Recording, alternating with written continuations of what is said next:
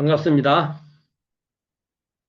대종사님의 기본 교리를 우리가 사은사요 사막팔조. 그래서 에, 저희들이 숫자로 4438 또는 3844 이런 말을 합니다. 그 중에 사막이 나옵니다. 세 가지 배울 것 또는 세 가지 이 학을 이렇게 그 학이라는 게 공부학, 우리는 이렇게 읽어도 되는 거죠. 세 가지 공부해야 될 것. 또 다른 말로 세 가지 수행. 이렇게 설명할 수 있죠. 근데 이 세 가지가, 단순하게 세 가지, 이렇게 가지수 세 가지가 아니라 세 가지가 서로 이렇게 연동돼 있는 겹겹이 이렇게 관계되는 그런 의미의 삶입니다.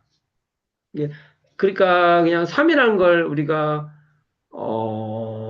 느낄 수 있게 하는 것이 세 가지 공부 이렇게만 가지고는 대종사님의 사막이 잘 전달이 안 돼요.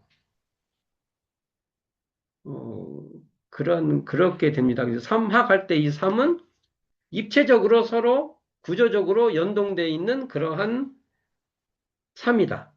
이렇게 봐야 되는데 이걸 과연 그냥 단순하게 사막 이렇게 말하기보다는 일단은 소태산 대종사의 정체성을 위해서 수양 연구 취사의 사막 이렇게 하는 것이 좀 더 명확성이 있을 거라고 봅니다. 근데 이 사막은 사실은 지금 현대적 용어로 말을 하면 수양 연구 취사 할 때 수양은 주로 지금 현대적인 관점으로 현대적 마음 공부로 따지면은 감정의 문제가 대두됩니다. 수양을 한다는 건 감정을 잘 자기 조정성, 자기 조율성을 갖고 있어야 된다는 거죠.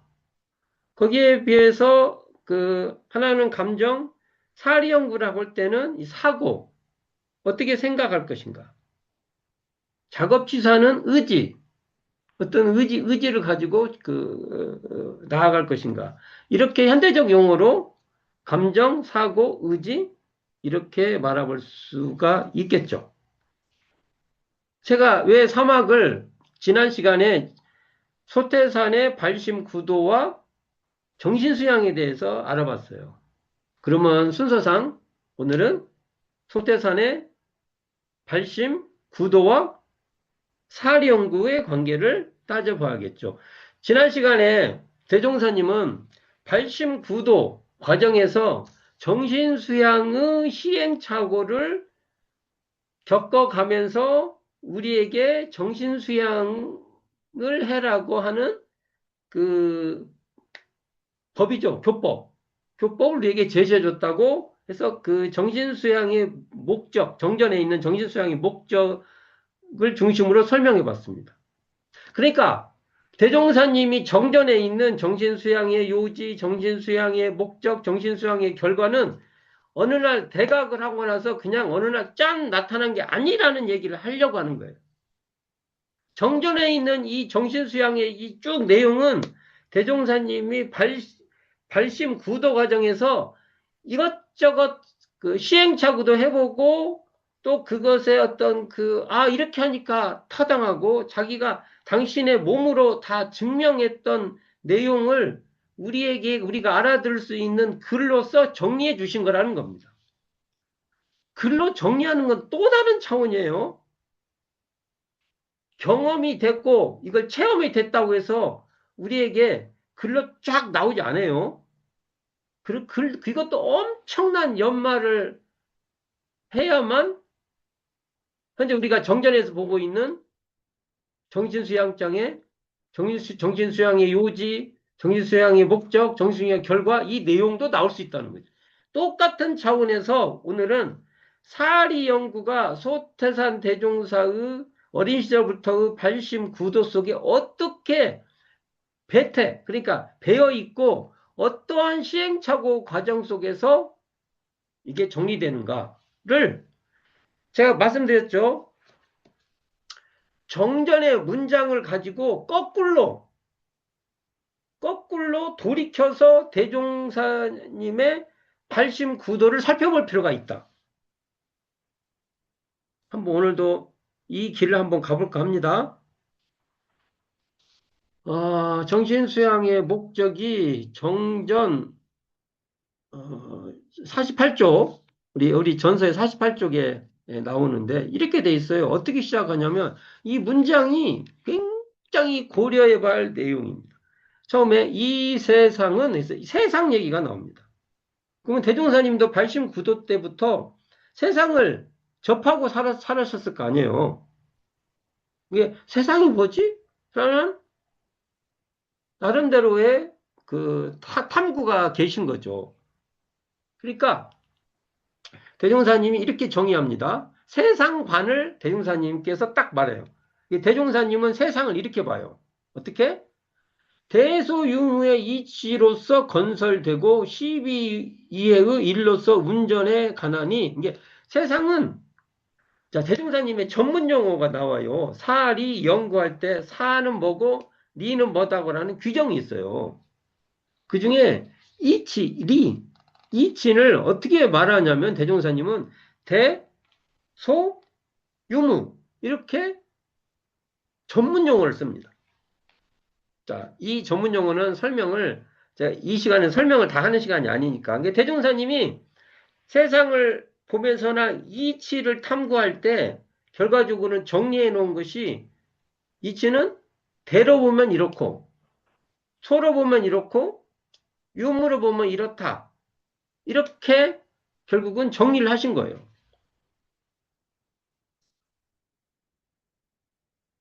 그냥 그래도 설명이 좀 필요하네요. 대소유무에 대해서. 유무는 말대로 있다가 없고 없다가 있고 이렇게 되니까 이 변화라는 거 금방 알 수 있는 거죠. 이 정전 47쪽에 유무는 뭐다가 쭉 설명이 나와 있어요. 근데 이건 변화, 변태, 변화 이런 내용이에요. 소는 형형색색으로 구별됐다. 그러니까 구체적인 거죠. 구체적으로 형형색색으로 이렇게. 대는 뭐라고 설명이 되어 있냐면 우주만유의 본체. 본체. 이거 피상적인 말이잖아요. 본체.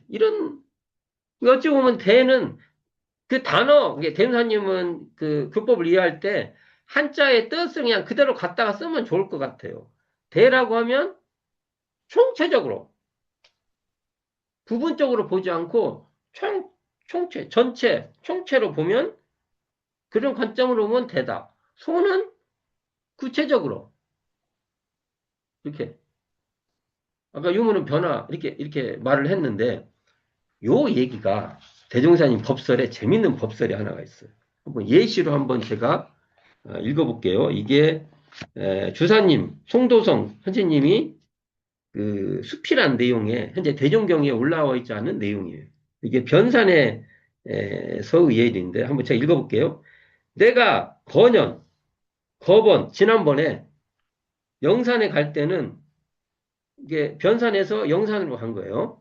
갈 때는 그때의 변산이 초목이 아직 이렇게 싹이 나지 않을 때요. 미발하여 도로가 분명하더니 이게 잎이 안 되니까 도로가 낙엽이 다 떨어지니까 환했다는 거죠. 길이. 이번에 올 때는 이제 계절이 조금 이제 시간이 지나서 잎이 났나 봐요. 잎이. 이번에 올 때는 녹음이 우거져서 녹음이 꽉 빽빽이 이제 우거져서 도로가 풀로 다 덮여 있다. 이게 변화가 생긴 거죠. 전일은 황산이, 금일은 청산이 되었거든. 그러니까, 옛날에 산을 보면 나무가 지금같이 이렇게 빽빽하지 않아요. 그러니까 낙엽이 떨어지면 그 안이 다 보이잖아요. 그러니까 황산이 되는 거예요. 근데 금일은 입이 이렇게 나니까 초록색, 이렇게 나니까 청산이 됐다. 이게 변화죠, 변화. 지금 변화하는 거잖아요. 나는 이것을 보고 우연한 생각이 일어났었다. 앞날에 있던 산하가 아니고 이 전에 볼 때 산화 가지고 다른 산화가 나타나서 이러한가? 이게 오 세상에 천지가 바뀌었나? 이렇게 대원사님이 이렇게 질문하시는 거예요. 아니다. 산화대지는 항상 그 산화대지로되 태도, 모습이 변하여 이와 같이 되었도다. 그러나 네가 이 변태되는 이치를 알리오. 여기서 이 말 나오죠. 산화대지는 항상 그 산화대지로되 할 때 이런 관점을 대로 볼 수 있습니다. 무지만이 본체. 단순히 우리가 대상적으로 저쪽에 보이는 대상이 그렇다는 게 아니라 우리 그 마음 당체에서 드러나는 그것이 변화하되 그 모습, 그 마음에서 이렇게 있어지는 그 모습은 항상 그렇다. 이제 말로는 이렇게밖에 설명을 못 하겠어요. 잘 생각해 보세요. 뭐 다른 말을 아무리 해봐도 어차피 헷갈리는 건 똑같이 헷갈립니다. 그러니까 이렇게 대로도 볼 수 있고, 아까 이렇게 황산이 분명하고 청산이 분명하는 소도 분명하고 황산이었다, 청산이었다, 청산했다, 황산이었다라는 변화도 역력하다. 이런 식으로 세상을 바라보는데 이것을 대종사님이 천조 이렇게 말했어요. 천조. 하늘이 지은 것이다. 여기 하늘이란 것은 단순히 저 하늘을 말한 게 아니라 진리. 이 진리가 원래 그렇다. 진리의 모습. 이걸 대종사님이 대소유무로 이렇게 설명하는데 이것은 이 대소유무도 대종사님의 89도 상에서 끊임없이 살이 연구했던 그 속에서 대종사님이 대소유무를 정리한 것이다. 그지? 대소유무가 대각 이후에 어느 날, 이거 대소유무를 하자. 저는 이렇게 안 봐요. 대종사님이 어리서부터 관청지휘상부터 시작했던 1년의 과정 있잖아요. 장항대학서까지 오는 1년의 과정 속에서 대소유무를 고민하셨던 거예요. 근데 또 재미있게 다음 문장이죠. 다음 문장 어떻게 됐어요? 그러니까 이 세상은 대소유무 이치로서 건설돼 있다. 이게 설명하잖아요. 대소유무로 건설돼 있다는 말을 대종사께서 이걸 천조 이렇게 했어요. 진리가 지었다. 이게 대소유무로 세상은 건설돼 있다. 같은 말이죠. 천조나 건설되었다나. 근데 그리고 12이해의 일로서 운전에 관하니 한편은 건설돼 있고 또 인간이 그 속에서 12이해로서 운전해 간다. 이렇게 세상은 그렇다고 봐요. 대종사님 표현입니다. 요게 12이해. 그래서 제가 지금 거의 해석을 C는 이로운 거고 B는 해로운 거다. 이렇게 대응적으로 설명을 하는데 그렇지 않아요. 12이해가 서로 막 엇갈려 있어요. 그래서 이 옳은데 옳은데 내가 해로울 수도 있고 그렇죠. 세상에 옳은 일을 하는데 해로운 사람이 해로운 경험이 얼마나 많습니까? 근데 그런 일을 하는데도 이로워. 일제감정기에 친일파들이 엄청난 돈도 막 가지고 해서 이로움을 받았잖아요. 그래서 지금도 뭐 친일 그 청산법 같은 거 해서 그 일이 못 되게끔 우리가 사리 연구를 하면 친일 재산권을 환수하는데 우리가 노력해서 그 법령이 집행되도록 하는 것이 우리가 이 세상에 나중에 작업지사를 하면 작업지사가 되게 하는 거예요. 이게 서로 이렇게 12이해가 서로 막 이렇게 연결되어 있는 거죠. 어떤 경우는 해로우면서도, 아니죠. 그러면서도 또 해로워. 안 좋아. 어떤 것, 막 이게 이렇게 서로 이렇게 연동돼 있다고 이렇게 볼 수가 있죠.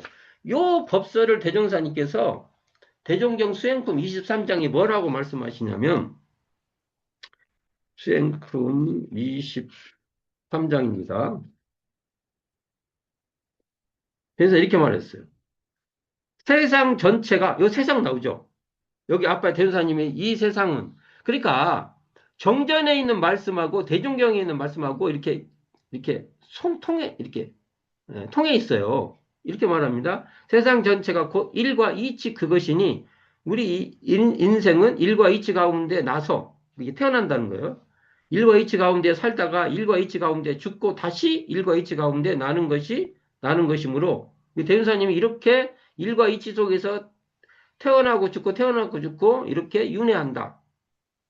이 말씀이 나와요. 그러므로 일과 이치는 사리는 인생이 여의지 못할 깊은 관계가 있으며 세상은 일과 이치를 그대로 펴놓은 경전이다. 이렇게 말씀하는 게 대종경 수행품 23장에 나옵니다. 여기와 관계되는 법설이에요. 요런 법설도 세상을 이때부터 쭉 관찰을 하면서 발심구도 과정에서 느꼈던 체험됐던 것을 이렇게 법설로 하신 거다. 이렇게 저는 보고 싶습니다. 자, 쭉 읽어봅시다. 그러니까 앞에 보면은 이치는 천주라고 하고 일은 인간의 시비애라고 했는데 인간의 시비애를 다른 말로 하면은요. 인조, 사람이 짓는 거예요. 대소유무는 진리가 본래 지어져 있는 거라고 하면 인간의 시비애는 인조, 우리 인간이 짓는 거예요. 그렇게 볼 수 있죠. 근데 봐봐요. 인간이 많은 만큼 일의 종류도 한이 없고 세상이 넓은 만큼 이치의 종류도 수가 없다. 제가 반대로 읽었는데 대종사님이 어린 시절부터 구도하는 과정에서 무엇을 보셨냐면 세상이 넓은 만큼 이치의 종류도 수가 없이 무수. 아니 이치라는 게 아까 대종사님이 대소유무 세 가지로만 말했는데 왜 무수냐면 이 대소유무를 적용을 하면 그 프리즘의 빛이 이게 비치면 쫙 이렇게 그래봤자 빨주노 쪽 파란 보네. 근데 보세요. 우리가 인도품을 보면 인도품 1장에 보면 대종사님께서 천도가 있고 지도가 있고 인도가 있고 인도에도 뭐 부모 자녀부터 해서 온갖 도가 있다. 그 얘기 나오죠. 이렇게 적용을 하면은 많다는 거예요. 대소유무도 적용했다면 이렇게 도가 많다. 이걸 수가 없다. 무수하다. 무수히 많다 할 때 쓰잖아요. 근데 인간이 또 많으니까 일의 종류도 한이 없다. 무한하다. 이게 무수하고 무한하다. 이 얘기를 했는데 대종사님께서 첫 뒤쪽에서 어떻게 말하냐면 천조, 이게 대소유무죠. 천조는 측량하기가 난칙하다. 천조 난칙한 이치 이런 표현을 씁니다. 이게 사실은 대소유무 이치는 참 파악하기가 쉽지 않다. 이게 우리가 노력해야 파악이 되는 거라는 거죠. 그리고 인간의 다단한 인간은 그 단서, 모든 그 단서들이 정말 많아요. 파악해야 될 그 분야들이 많다는 거예요.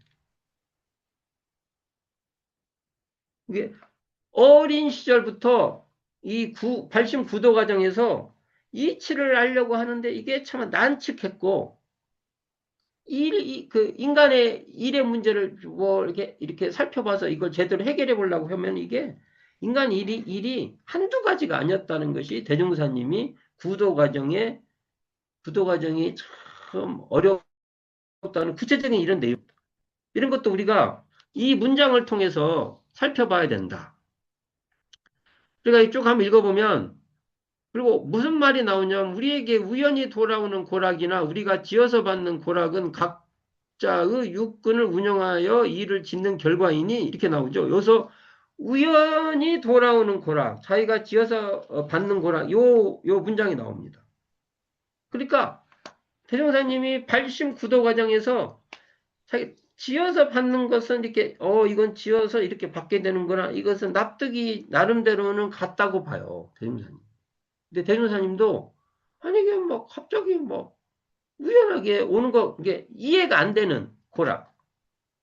이런 우연히 뭐 고도 오고 우연히 낙도 오는 그 현상에 대해서 의심이 있었다는 것을 알 수가 있습니다. 근데 대종사님 89도 과정에서 이런 것이 있다고 생각을 하세요? 대종사님이 우연한 고락들을 막 고민하고 막 이게 왜 이러지 하고 별로 그런 이런 것을 탐구하지 않아요. 우리가 그 대종사님 역사를 그 구도 과정을 볼 때 저는 이걸 살펴봐야 된다고 봅니다. 그래가지고 뭐라고 나와 있어요? 이제 그 다음에 우리가 이게 대종사님 이렇게 본 거예요. 우리가 1의 12회를 모르고 그냥 자기 마음대로 자행자지 한다면 찰나찰로 육군을 동작하는 바가 모두 죄고로 화하여 앞날에 고해가 한이 없을 것이요. 이때는 이게 어찌됐든 그때 이 구도 과정에서도 이런 문제를 고민했다는 거죠. 과연 어, 일의 12에 대해서 사리 연구를 해서 이게 밝아지지 않으면 고해가 오는구나. 이것도 발심구도 그 체험에서 이렇게 하나씩 하나씩 이렇게 그러겠구나 라는 경험이 있었을 거라고 보고요. 또 이치의 대소유물을 모르고 산다면 우연히 돌아오는 고라그 원인을 모를 것이요. 그러니까 이 대소유무에 대해서 이게 해결이 안 돼서 우연히 돌아오는 고라고 원인을 몰라가지고 힘들었다는 거예요. 대종사님 삶이. 대종사님도. 일의 시비를 제대로 파악이 안 돼서 고통 속에서 힘들었다는 거예요. 대종사님도. 또 이치의 대소유무를 잘 몰라갖고 생각이 대종사님도 그 발심구도 과정에 굉장히 단촉할 때도 많았고 마음이 편협해졌다는 거예요. 그래서 궁극적으로는 이 생로병사나 인과보험 이치를 잘 파악하지 못했다. 발심구도가 이제 막 이런 문제에 그 봉착을 했다. 또 사실과 허위를 잘 분간하지 못해서 허망하고 요행한데 떨어진 경우도 있었다. 그래서 폐가망신의 고통도 있었다. 이 재밌어요. 사리연구에서는 폐가망신이라고 써져 있고요. 정신수양의 목적에서는 가폐신망이라고 돼 있어요. 같은 말인가요? 이게 다른 말인가요? 문장을 일부러 이렇게 표현을 좀 이렇게 바꿔놓으신 것 같아요. 이것도 멋있죠. 앞에는 가폐신망이라고 해놓고 뒤를 쓰는 폐가망신이라고. 이왕에 쓰는 걸 이렇게 바꿔서 설명하신 것 같아요. 대종사님의 문학적 센스라고 볼 수 있죠. 그렇죠? 자, 이래가지고 대종사님께서 사리 연구를 해야 된다는 그건데, 사리 연구의 다른 편으로, 연구의 다른 편으로 밝게 분석하고 빠르게 판단하는 것을 대종사님이 연구라고 했다. 이것도 알아둘 필요가 있습니다. 대종사님은 우리가 사리 연구할 때 연구가 뭐냐 하면은 그 요지에서는 연마하고 궁구함이라고 했지만 이 연마하고 궁구함의 다른 표현이 밝게 분석하고 빠르게 판단하는 것이다. 자, 이 모든 문제, 변사님이 도태산 대종사는 발심부도 과정에서 파리간에 밝게 분석하고 빠르게 판단해야 하고 했는데 이게 마음대로 안 된 거예요. 그걸 끊임없이 적공했다. 정진했다. 이런 과정을 대종사님의 삶 속에서 그 시행착오의 과정을 우리는 읽어봐야 돼. 그래야 이것이 나도 그렇잖아요. 우리도. 그러니까 대종사님의 발심 구도는 그중 하나는 사리연구에 계속 한계에 부딪혔지만 계속 그것을 뚫고 나가셨다. 우리도 그래야 된다는 거예요. 그래야만 이게 대종사님의 그 발심 구도가 나의 발심 구도하고 연관이 되지 않습니까? 이렇게 말하면 너무 지나치지 않냐? 이렇게 말하면 돼. 저는 대종사님 분명히 이렇게 했을 거라고. 이랬으니까 이런 글이 나왔다고 봅니다. 이런 시행착오를 한 거예요. 일을 12회를 몰라가지고, 잘 몰라갖고, 갖고 마음대로 하다가 힘들었어. 고통이 많았어. 무엇이 옳고, 무엇이 그르고, 무엇이 이롭고, 뭐가 해로운지에 대한 이, 지혜가 부족했던 거. 그리고 대소용무의 이치를 모르고 막 살다가 보니까 여러 가지 이 생각도 편협해지고 이런 문제에 봉착해 있었다. 지난 시간에 제가 정신수양의 목적에서 유정물, 그러니까 감정이 있는 동물은 하고자 하는 욕심과 아는 것과 하고자 하는 욕심이 있다, 없다? 대우사님 있다고 했어요. 첫 번째 정의입니다.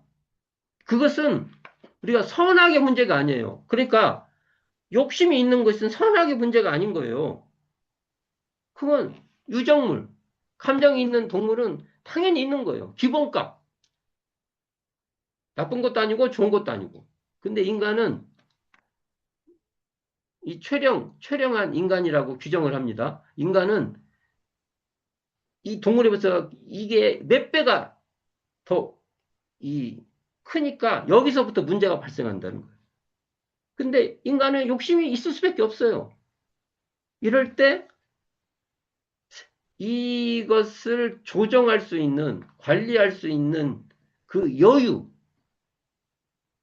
여유를 갖춰야만 된다. 안 그러면 고통이 따라요. 그 얘기가 쭉 나와요. 이거 대종사님이 그랬다는 거예요. 이런 문제에 봉착했다는 거예요. 근데 사리연구도 마찬가지인 거예요. 나중에 여러 가지 고민했는데 이것을 대소유무가 2치고 12회가 1이다, 4다, 이렇게 정의를 내렸지만 이 문제에 깊은 연마하고 궁구하는 이게 없으면은 고통이 따른다. 대우사님도 이걸 끊임없이